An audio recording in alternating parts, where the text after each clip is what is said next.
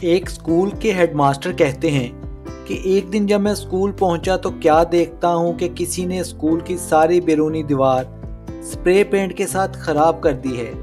میرے اسکول کے لیے یہ پہلا اور افسوسناک واقعہ تھا۔ میں نے اسکول جا کر کچھ سٹاف کے ذمہ لگایا کہ اس حرکت کرنے والے بچے کا پتہ چلائیں۔ چند بچوں سے پوچھ گچھ کے بعد ہمیں ایک لڑکے کے بارے میں پتہ چل گیا جس نے یہ حرکت کی تھی۔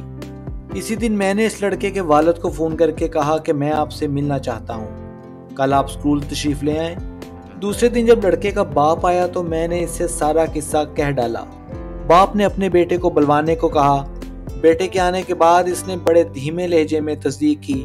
لڑکے نے اعتراف کیا تو باپ نے وہیں بیٹھے بیٹھے ایک رنگ ساز کو فون کر کے بلایا، دیواروں کو پہلے جیسا رنگ کرنے کی بات کی، مجھ سے اپنے بیٹے کے رویے کی معافی مانگی، اجازت لے کر اٹھا اور اپنے بیٹے کے سر پر شفقت سے پیار کیا اور دھیمی سی آواز میں کہا، بیٹے اگر میرا سر اونچا نہیں کر سکتے تو کوئی ایسا کام تو نہ کرو جس سے میرا سر نیچا ہو، اور یہ کہتے ہوئے چلا گیا۔ میں نے دیکھا کہ لڑکے نے اپنا منہ اپنے دونوں ہاتھوں سے چھپا لیا اور رونے لگا۔ مجھے بہت حیرت ہو رہی تھی کہ لڑکے کے باپ نے خوب نفسیاتی طریقہ اپنایا تھا۔ اس کی چھوٹی سی بات نے جو کام کر دکھایا، ویسا نتیجہ مار پیٹ سے بھی حاصل نہ ہو پاتا۔ اس کے بعد لڑکے نے مجھ سے اجازت لی اور اپنے عمل پر معذرت کی، اور اس دوران وہ مسلسل روتا رہا۔